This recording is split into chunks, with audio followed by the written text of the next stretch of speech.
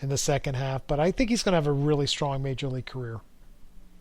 Jack Leiter at 33 stumbled a little bit at Double A, huh? Saw him, Tim. Yeah. He's very good. Is he going to be? Is he going to make that number 2 starter ceiling? I don't know. Guys seem to really be the Yankees seem to really be on his pitches. And we're talking there's some very good, like Volpe was in that lineup, but there's some guys at the bottom of the lineup that are never going to make it out of Double A that were squaring some of his pitches, and he looked a little like, how were you able to do that? So it was a little bit of I think a come to Jesus session for him when he's thinking, well, why isn't my stuff playing at this level? Okay. So, hey, it's a little game. warning there. Yeah, it is. Little warning there with Jack Leiter. So, okay, moving up the list, we're gonna skip a few very good players unless you want to add something on Eddie Cabrera, Royce Lewis, George Valera, or Tyler Soderstrom. We're gonna move to Noelvi Marte next. We want Eddie Cabrera to stay healthy. We want Royce Lewis to stay healthy.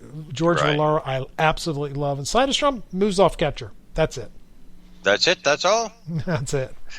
I had really, really high hopes that Noelvi Marte was going to take a step up this year, but it's been a bit of a struggle, hasn't it? He did make my hot prospect of the week list this week, and that's because he went 8 for 21, 2 home runs, 5 stolen bases. So that'll do it. That'll do it. So maybe the worm is turning here a little bit, Timmy. 9 home runs, 10 stolen bases now for the year.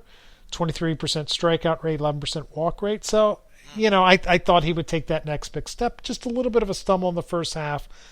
Let's cross our fingers and hope that this is a good thing to come. I write double down if you need to. I'm still all in here. Okay, I was going to say disappointment's all about perspective a lot too, isn't it? Yeah, I think this guy has a chance to be an outstanding player, and he's still very young too. So don't give up on I'm saying to everybody, don't give up on Noelvi Marte. So okay, Pete Crow Armstrong dealing with a hand injury right now. Saw him in low A, Timmy. He looked like one of the best players in baseball. I mean, he hit everything, ran everything down in the outfield. It's an impressive toolkit there with Pete Crow Armstrong. So. Yeah, very bullish on number 26, Taj Bradley, aren't we? If you told me he becomes a 1, Tim, I wouldn't be surprised. Look, I'm all about bodies, and that's who I am. I've learned that you just don't give up on athletic guys who throw hard. You just don't do it. And that's who Taj Bradley is. And look, he hasn't had Tommy John surgery. That's the only negative I can say about him. Maybe he blows out his arm. But he feels and looks a lot like Taijuan Walker to me. Very athletic and premium arm. Now, Walker never hit his ceiling like we thought he was going to because he had Tommy John surgery, so that's why I threw that out there as a comp. But Walker's turned into a pretty decent pitcher. I think Taj Bradley could be a number 2 starter. I'm somewhat all in here. Okay, cool. I don't have many pitchers in front of him. If that tells you anything. I was going to say, as you look up the list, there's very, very few. Yep. And part of the reason for that is, and we'll take a break. One is I tried to make this hitter heavy, and 2 is most of the pitchers have been called up already. Yeah, you start looking for pitchers in the minor leagues, and I know because I do it every week for the waiver wire. There's not much left, is there? Max Meyer is left. Taj Bradley's up. I can't see him coming up. There was the Yankee kid that you mentioned, Waldichuk, is still there. But in terms of famous guys, Yuri Perez, but they're not calling. They're not calling you. But there's not that many famous people left that are going to get the call. Most of those guys have already been called up. So. Yep, exactly. Quick, let's take a quick pause for the cause. Pause for the cause. Get back and let's get up to number 10, and we'll take another break for final one. Okay, sounds good.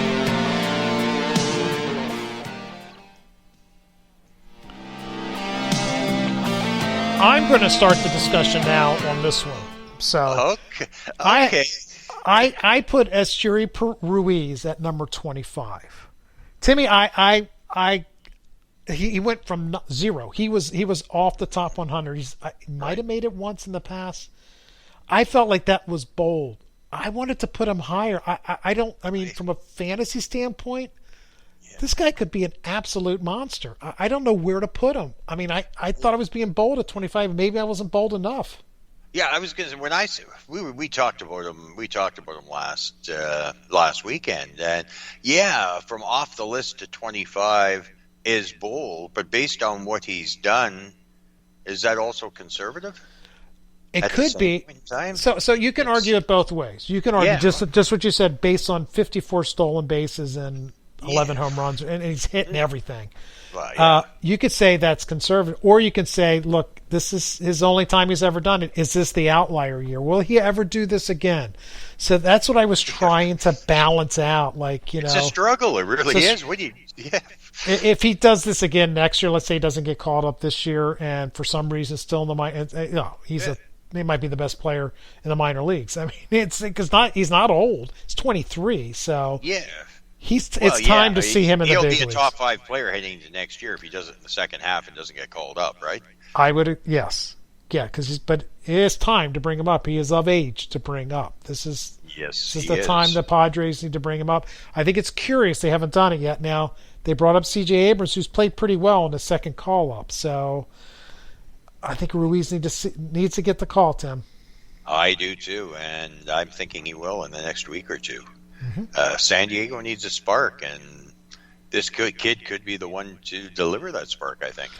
Yeah, it looks like Machado's still, he still hasn't played all out yet, so I think it's still a couple more days for him before you start to see him get kicked back up. But so I wouldn't worry too much about Machado. Right. Brennan Davis, shame for the injury, but again, you're still very bullish. I mean, I can't discount him, Timmy, because he's been hurt. That's not right. I mean, there's a lot to like with Brennan Davis. So. Right. I love what you've done with catchers. After Adley Rutschman, who would deal with it, there's a lot of see Gabriel Moreno, see Rutschman, and we get down to Diego Cartaya at 23. No, see Adley Rutschman, not Moreno. You're incredibly bullish on this kid, aren't you? I think he's going to have power. I think he's going to hit. Is he going to be a great defensive catcher? No. But, there's a lot to like. This guy he's only like 20 years old or 21. He's already in high A at catcher, and he got hurt last year. I think he could be in Double A right now and holding his own. So this is an exciting player, and the Dodgers absolutely love this kid. And you talk to particularly Latin evaluators, they think that Diego Cartaya was one of the best catching prospects to come out of Latin America in years. So everybody seems to be really high on this kid. So it's just not right. And they've got that Will Smith guy. The Dodgers are going to have some fun decisions, aren't they? It's how you build a system, Timmy. This is a good problem to have. They had Keibert Ruiz, and they're like, well, okay, take one of the guys that chance to be a top 10 catcher and you move him because you got another guy that has a chance to be a top 10 catcher. So, and you got arguably the best catcher in the big leagues on your major league roster, team controlled for 3 more years. So, I think we can take Trey Turner and Max Scherzer and add them to our lineup at that price, right? Yeah, I mean, it's like it's just a no-brainer. So it's just they just really know what they're doing. So it's impressive. Yep. Well, we get to number 22, and I'm beginning to question whether or not the Rays sort of know what they're doing when it comes to Josh Lowe, because I get the skills. I get the power-speed combination, but it's just not working out right now, is it? It is not, Tim. He is still, I just checked, because you always have to cut the list at some point. Yeah, he's still under rookie eligibility. He hasn't been good in the major leagues, let's face it. I mean, 36% strikeout rate. It's not good, right? But... No. And even in AAA, he was, swinging and missing a lot. But so maybe they're not happy with his approach. But I mean, he's always walked a lot. There's always been some swing and miss in his game. Maybe he's just not a Rays kind of player. Yeah. Let's hope we're wrong on that one. Moving up one spot. But from a fantasy standpoint, Tim, a guy that can go 20 to 20, you got to put him in a top 25. I mean, Look, it might come with a 250 batting average. I think it'll be a solid on base percentage. But this is a kid that could go 20-20 year in and year out. So, yeah, I'm not sure what the difference between he and Randy Rosarina is, except Rosarina has been doing in the big leagues. I think that's the kind of upside you're looking at. Okay. At 21, we have a player who's been fairly disappointing this year, at least by my estimations. Anyhow, Triston Casas. Don't give up hope, Tim. Keep hope alive. Keep hope alive. Well, I think we've seen the real Bobby Dalbec. Yes. Okay. It's just a matter of Casas getting healthy and moving forward from there. 6 home runs and 129. It's okay. He's still only 22, but I had visions of him occupying first base right about now in Boston, and that's not going to happen, is it?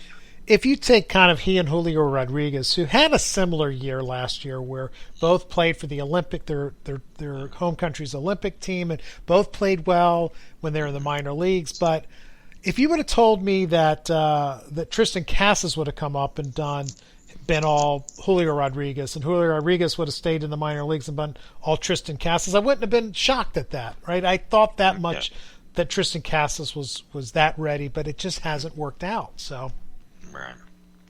Okay, moving up to number 20, Nolan Gorman. He's good, Tim.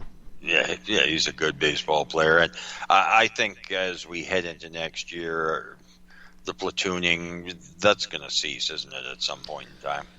Maybe. I didn't realize he had as much split problems, but something is working for him and for the Cardinals. Because every time you look up, he's hit a home run. So I mean, it's something's working. So it's I think there's 30 home runs in the bat, 100 RBIs. He's going to swing and miss a lot. That's just who he is. So just know your parameters there. Right. At 19, we have Marcelo Mayer, Boston Red Sox shortstop prospect. An advanced approach with enough bat speed to pop 20 home runs. Corey Seager, interesting comp. Yeah, I don't think there's a ton of stolen bases there, but if you told me he has a Corey Seager type of career, I wouldn't be surprised. He also made my hot prospect of the week, 10 for 23 this week, 2 home runs and a stolen base. So it's a very, very nice week. He hasn't been as good as Jordan Lawler, but this is a very, very good player. Okay, at 18, we have Marco Luciano of the Giants. You mentioned the numbers don't jump off the page, but 30 home run potential, that should have our attention, shouldn't it? I don't think he stays it short. I think he moves to third. I saw him play in the fall league. It's a big dude. He wasn't very good in the fall league, by the way. He just wasn't able to catch up to velocity and seemed out of sync at the plate. But I think there's huge power there. Just no speed, right? So he's going to be a 30-100 guy, and I think he'll hit at third base. That's the kind of player he is. Okay, at 17, we have Zach Bean of the Colorado Rockies. He's sort of tied indefinitely until the arrival date of Robert Hassel. The two of them are a lot alike, aren't they, in their skill sets? Yeah, if you want to move Zach Bean and you believe that it's tools over hit, you want to put him at 11 where Hassel is, and you want to move Hassel down to 17, I have no problem with that, Timmy. I think they're both going to be great players. Okay. And Zach Bean's got the louder tools. He doesn't hit as well. And that's not to say that Hassel doesn't have tools. It's just that Zach Bean's got louder tools. So it's a good player. Yeah, and at some point in time, he's going to end up in Mile High, isn't he? Yeah, and maybe that's the difference between the two. One plays in San Diego, one plays in Colorado, and gets that 81 games of hitting in a great ballpark. Maybe that's going to be the difference between the two.